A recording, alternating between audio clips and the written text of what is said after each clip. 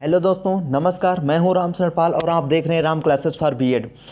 तो दोस्तों, जो आज का हमारा टॉपिक है वो बहुत ही इम्पोर्टेंट टॉपिक है बीएड का भी, और ऑल टीचिंग एग्जाम्स जितने होते हैं उसमें हर जगह एक आधा इससे क्वेश्चन आता ही रहता है। तो जो आज का टॉपिक है वो है मैकाले का विवरण पत्र 1835। तो फिर स्टार्ट करते हैं अपना टॉपिक। पहले पढ़ते हैं आखिर मैकाले का विवरण पत्र क्यों आया, ठीक है, आखिर इसकी क्या ज़रूरत पड़ी, ठीक है। तो भूमिका या परिचय, इसमें क्या है, ईस्ट इंडिया कंपनी ने 1813 में एक आज्ञा पत्र जारी किया। मतलब ईस्ट इंडिया ने कंपनी ने क्या 1813 में एक आज्ञा पत्र जारी किया, और इस आज्ञा पत्र में कंपनी ने भारतीय शिक्षा के उत्तरदायित्व को स्वीकार किया। क्या किया? भारतीय शिक्षा के उत्तरदायित्व को कंपनी ने स्वीकार किया और रुपये 1 लाख की धनराशि जनसाधारण की शिक्षा पर खर्च करने का निश्चय किया। मतलब जो 1 लाख रुपए की जो धनराशि है उसको क्या बताया, जनसाधारण की शिक्षा पर खर्च करने का उन्होंने निश्चय किया। लेकिन इसके संबंध में कोई महत्वपूर्ण कदम नहीं उठाया गया। इसके बाद प्राच्य पाश्चात्य विवाद ने जन्म ले लिया, ठीक है। मतलब जो ये 1 लाख रुपए की धनराशि खर्च करनी थी, इसके संबंध में कोई महत्वपूर्ण कदम नहीं उठाया गया। तो क्या हुआ, एक जो है विवाद हो गया, वो विवाद ने जन्म लिया। वो कौन सा था? प्राच्य पाश्चात्य विवाद, ठीक है।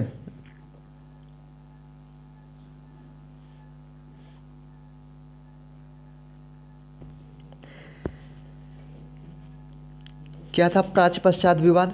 हाँ, मतलब प्राच्य पाश्चात्य विवाद था। इसमें जो भारत के लोग थे वो दो वर्गों में विभाजित हो गए थे। एक था जो है मतलब भारतीय भाषा, जो लोग इसके समर्थन में थे, और दूसरे थे जो लोग अंग्रेजी मतलब पाश्चात्य भाषा उसके समर्थन में थे। तो भाषा का माध्यम जो ये था, पहला तो इसमें क्या था, अरबी होगी, फारसी होगी, और मतलब भारतीय भाषा, ठीक है, जो थी। तो इसका ये लोग समर्थन कर रहे थे। इसमें कौन कौन से थे?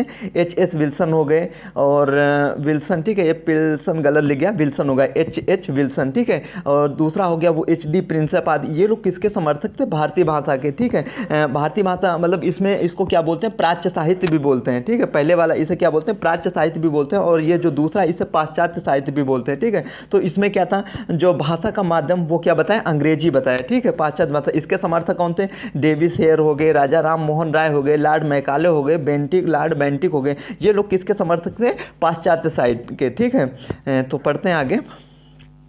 मैकाले का भारत में आगमन। तो मैकाले का भारत में आए थे, ठीक है, 10 जून 1834 को सुप्रसिद्ध शिक्षा Shastri Lord Macaulay governor general की काउंसिलिंग में कानूनी सलाहकार मतलब कानून सदस्य के रूप में नियुक्त होकर भारत में पदार्पण किया। तो ये देखो, ये एक शब्द मिला, कानूनी सदस्य। तो ये बहुत इंपॉर्टेंट जो है मतलब इंपॉर्टेंट क्वेश्चन है। जब आप CTET का एग्जाम देते हैं, टेट का, तो वहाँ भी ऐसे ही क्वेश्चन पूछता है। जो ये लॉर्ड मैकाले थे तो किसके रूप में? तो कानूनी सदस्य के रूप में आए थे, ठीक है। तो क्या है, 10 जून 1800 कब आए थे? 10 जून 1834 को, ठीक है। सुप्रसिद्ध शिक्षा Shastri Lord Macaulay governor general की काउंसिलिंग में कानूनी सलाहकार या कानून सदस्य के रूप में नियुक्त होकर भारत में पदार्पण किया।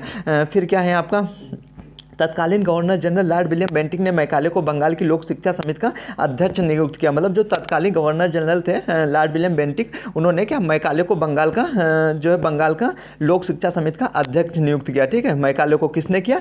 लॉर्ड विलियम बेंटिक ने, ठीक है। तो फिर आते हैं लॉर्ड मैकाले के सामने। हाँ, लॉर्ड मैकाले के सामने 3 जो है मुद्दे रखे गए थे। वो 3 मुद्दे कौन कौन से थे? पहला था जो 1 लाख रुपए की धनराशि है उसकी व्याख्या करना, ठीक है। मतलब ये धनराशि कहाँ खर्च की जाए, ये सब इसके बारे में इनको बताना था, ठीक है। तो पहला हो गया आपका 1 लाख रुपए की धनराशि के व्यय की व्याख्या करना, और दूसरा था वो था साहित्य शब्द की व्याख्या, ठीक है, साहित्य शब्द की व्याख्या, और तीसरा है आपका वो है भारतीय विद्वानों की व्याख्या करना, ठीक है। तो ये क्या थे, मैकाले के सामने 3 मुद्दे रखे गए थे। फिर क्या है, 2 फरवरी 1835 को मैकाले ने अपना सुप्रसिद्ध विवरण पत्र गवर्नर जनरल की काउंसिल के समक्ष प्रस्तुत किया। तो इन्होंने अपना जो है विवरण पत्र कब भेजा था? 2 फरवरी 1835 को, ठीक है। मैकाले ने अपना सुप्रसिद्ध विवरण पत्र कब कहाँ भेजा था? गवर्नर जनरल की काउंसिलिंग के समक्ष प्रस्तुत किया था, ठीक है। अब आगे पढ़ते हैं। मैकाले द्वारा दी गई धारा 43 की व्याख्या। मतलब जो धारा 43 की व्याख्या करना था, तो इन्होंने क्या इसमें बताया, ठीक है, कि ये सब कहाँ पर खर्च करना चाहिए। तो इसके बारे में अपना इन्होंने तर्क जो दिया था, 1 लाख रुपये की धनराशि के व्यय की व्याख्या करना, ठीक है। तो पहला क्या था आपका, 1 लाख रुपये की धनराशि की व्याख्या करना। इसमें क्या है, मैकाले ने अपने विवरण पत्र में लिखा कि 1 लाख रुपये की धनराशि पर कंपनी का अधिकार है। मतलब ये बोल रहे हैं कि जो 1 लाख रुपए है उस पर किसका, कंपनी का अधिकार है, और कंपनी जिस प्रकार चाहे, ठीक है, यह धनराशि खर्च कर सकते हैं। मतलब कंपनी जहाँ चाहे, चाहे वो पाश्चात्य विवाद हो, प्राच्य साहित्य हो, चाहे वो पाश्चात्य साहित्य हो, ठीक है, चाहे वो उस पर जो है कंपनी अपना जिस पर चाहे उस पर ये पैसा खर्च कर सकती है, ठीक है। तो ये उसके धनराशि को खर्च करने में किसी प्रकार की कोई बाध्यता नहीं है, ठीक है। तो ये हुआ।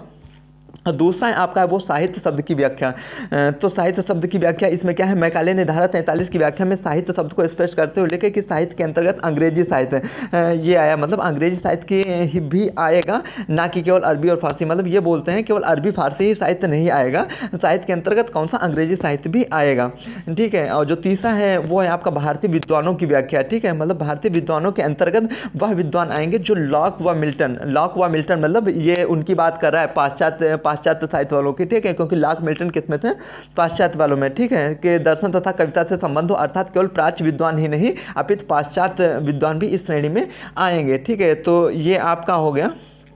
अब आगे क्या है, आगे पाश्चात्य साहित्य के विषय में मैकाले के सुझाव। मतलब जो पाश्चात्य साहित्य था जिसके समर्थक कौन थे, जिसके समर्थक राजा राम मोहन राय हो गए, डेवी सेयर हो गए, मैकाले हो गए, लॉर्ड बेंटिक हो गए, मतलब एक प्रकार से अंग्रेजी जो शिक्षा थी ना उसके समर्थक। तो उसके समर्थक कौन थे,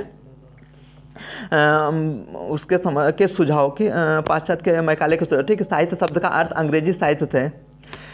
जो पाश्चात्य साहित्य के विषय में अपने सुझाव दिए इन्होंने, क्या दिया है पाश्चात्य साहित्य का अर्थ अंग्रेजी साहित्य से। मतलब जो पाश्चात्य साहित्य का अर्थ है वो किससे संबंधित है, अंग्रेजी साहित्य से है, ना कि संस्कृत, अरबी और फारसी से, ठीक है। अरबी फारसी से नहीं है, केवल किससे, अंग्रेजी साहित्य से। अंग्रेजी साहित्य संसार का सर्वश्रेष्ठ साहित्य है। मतलब ये जो लॉर्ड मैकाले हैं वो बोल रहे हैं अंग्रेजी साहित्य जो है वो क्या है, साहित्य जो संसार का सर्वश्रेष्ठ साहित्य है, ठीक है। और जो दूसरा है वो है भारतीय साहित्य का मजाक उड़ाते हुए इन्होंने बोला। तो इन्होंने क्या बोला था, लॉर्ड मैकाले ने बोला है जो है एक अच्छी यूरोपियन पुस्तक की एकमात्र अलमारी में रखी गई पुस्तकें भारत और अरबी के संपूर्ण साहित्य से बराबर होंगी। ये जो कथन है बहुत ही इंपॉर्टेंट है, बहुत जगह मतलब पूछा जाता है, ठीक है। तो ये किसने कहा था, मैकाले ने। क्या बोला था, एक अच्छे जो है यूरोपियन पुस्तकालय की मात्र एक अलमारी में रखी गई पुस्तकें भारत और अरबी के संपूर्ण साहित्य के बराबर होंगी, ठीक है। अब जो तीसरा है आपका वो साहित्य शब्द पर प्रहार करते हुए इन्होंने लिखा, क्या लिखा कि हम ऐसे साहित्य का विज्ञान में पढ़ाएंगे। लिखा क्या, हाँ, क्या हम ऐसे साहित्य को विज्ञान को साहित्य और विज्ञान को पढ़ाएंगे जो अत्यंत निम्न कोटि का, मतलब जो भारत का साहित्य, मतलब भारत की जो उसको है प्राच्य साहित्य, तो उसको क्या ये बहुत निम्न ही कोटि का बता रहे हैं, ठीक है। जबकि हम संपूर्ण इतिहास और दर्शन का ज्ञान करा सकते हैं, मतलब बोल रहे हैं जबकि हमारी जो अंग्रेजी जो भाषा है वो उससे हम क्या करा सकते हैं, संपूर्ण इतिहास और दर्शन का ज्ञान करा सकते हैं। तब हमें क्या ऐसे जो है चिकित्सा साहित्य का ज्ञान करा पाएंगे जिन पर अंग्रेज पशु चिकित्सकों को भी लज्जा आएगी, ठीक है। ज्योतिष ऐसा है जिस पर स्कूल की अंग्रेज बालिकाएं हंस पड़ेंगी, ठीक है। मतलब इन्होंने बहुत ही इसकी अवहेलना की है, ठीक है। फिर क्या बताया, इतिहास ऐसा है जिसमें 10 फीट लंबे राजाओं का वर्णन है। हालांकि ये इससे बहुत प्रभावित हुआ था, ठीक है, लेकिन फिर भी क्या इसने किया, ठीक है। फिर बता रहा है कि भूगोल ऐसा है जिसमें सीरे तथा मक्खन का वर्णन है, ठीक है। तो फिर आगे चौथा क्या है, चौथा शिक्षा के माध्यम में प्रश्न को लेते हुए उन्होंने अंग्रेजी का दृढ़ता पूर्वक समर्थन किया और भारतीय भाषाओं के विषय में लिखा कि यह इतनी अविकसित और गंवारी, मतलब बहुत ही इसकी जो है उसने जो है निंदा की है और बताया कि यह इतनी अविकसित और गंवारू है कि जब तक इन्हें किसी विदेशी भाषाओं से संपन्न नहीं किया जाएगा तब तक उनमें सुगमता से किसी महत्वपूर्ण ग्रंथ का अनुवाद नहीं हो सकेगा। मतलब जो ये बता रहे हैं जो प्राच्य साहित्य वाले हैं या जो भारतीय भाषा है, तो इनको क्या है, इन्हें विदेशी भाषाओं से संपन्न नहीं किया जाएगा तब तक ये जो है मतलब महत्वपूर्ण ग्रंथ का अनुवाद नहीं हो सकेगा, ठीक है। मैकाले ने अंग्रेजी भाषा की प्रशंसा को बढ़ा चढ़ाकर लिखा है, मतलब इन्होंने अंग्रेजी को बहुत ही बढ़ा चढ़ाकर लिखा है। फिर क्या पांचवा है आपका, वो है शिक्षा केवल उच्च वर्ग के लिए होनी चाहिए। इसके लिए मैकाले ने निस्यंदन सिद्धांत या छनन का सिद्धांत, फिल्ट्रेशन थ्योरी दी, ठीक है। तो ये तो अभी मैंने अलग से डाल दिया है टॉपिक, छनन का सिद्धांत, ठीक है। ये भी इसका बहुत विख्यात हुआ था। और फिर क्या है, मैकाले के तर्क, ठीक है, अंग्रेजी भाषा के प्रति इसके क्या तर्क हैं वो जान लेते हैं। पहला है अंग्रेजी भाषा के प्रति भारतीय जनता की गहन रुचि है। मतलब ये बोल रहे हैं जो अंग्रेजी भाषा है, अंग्रेजी भाषा के प्रति क्या भारतीय लोगों की, भारतीय जनता की क्या गहन रुचि है, ठीक है, बहुत ही रुचि है। और दूसरा बोल रहे हैं वो बोल रहे हैं अंग्रेजी शासक वर्ग की भाषा है। मतलब अंग्रेजी जो है वो कैसे शासक वर्ग की भाषा है और भारतीय उच्च वर्ग इसका प्रयोग करता है। मतलब जो अंग्रेजी शासक वर्ग, अंग्रेजी जो भाषा कैसी है वो शासक वर्ग की भाषा और भारतीय वर्ग इसका जो है प्रयोग करता है, ठीक है। तीसरा है आपका वो पूर्वी समुद्रों में अंग्रेजी व्यापार की भाषा बनाने की पूरी संभावना है, मतलब पूर्वी समुद्रों में क्या है जो में अंग्रेजी व्यापार है उसमें क्या भाषा बनाने की, उसमें अंग्रेजी भाषा को जो है व्यापार की भाषा बनाने की पूरी संभावना है। फिर चौथा है आपका वो जिस प्रकार इंग्लैंड का पुनरुत्थान यूनानी एवं लैटिन भाषा से हुआ है उसी प्रकार भारत का पुनरुत्थान अंग्रेजी से होगा। मतलब ये क्या बोल रहे हैं, बता रहे हैं मतलब जिस प्रकार इंग्लैंड का जो है उत्थान हुआ था, पुनरुत्थान, वो यूनानी एवं लैटिन भाषा से हुआ था,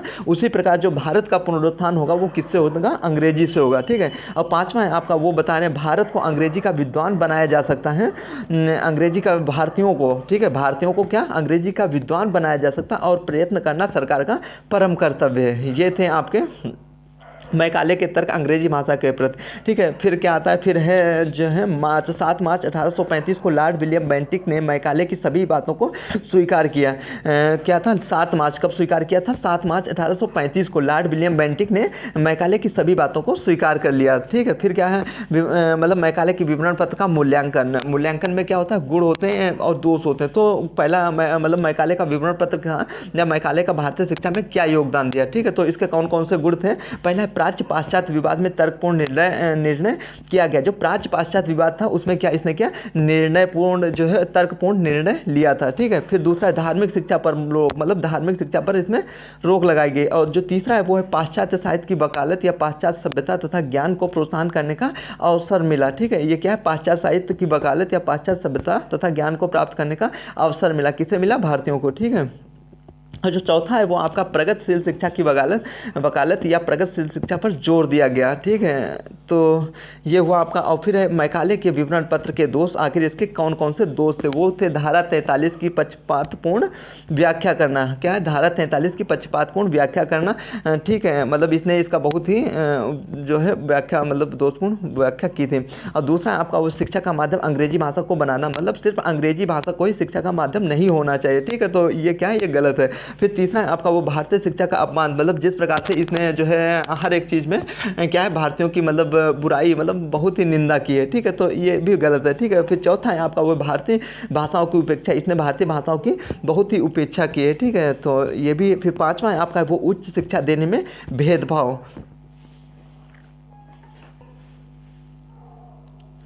फिर क्या है, मैकाले के विवरण पत्र के तत्कालीन प्रभाव, मतलब मैकाले का शिक्षा पर क्या प्रभाव था। तो तत्कालीन प्रभाव में क्या है, भारत में अंग्रेजी माध्यम में स्कूल और महाविद्यालय खोलने शुरू हो गए, किसमें, अंग्रेजी माध्यम में, ठीक है। क्या विद्यालय और महाविद्यालय खोलने शुरू हो गए, शिक्षा प्रणाली हमारे देश की मूल शिक्षा प्रणाली बन गई, ठीक है। आज भी हमारी शिक्षा इसी पर आधारित है, ठीक है।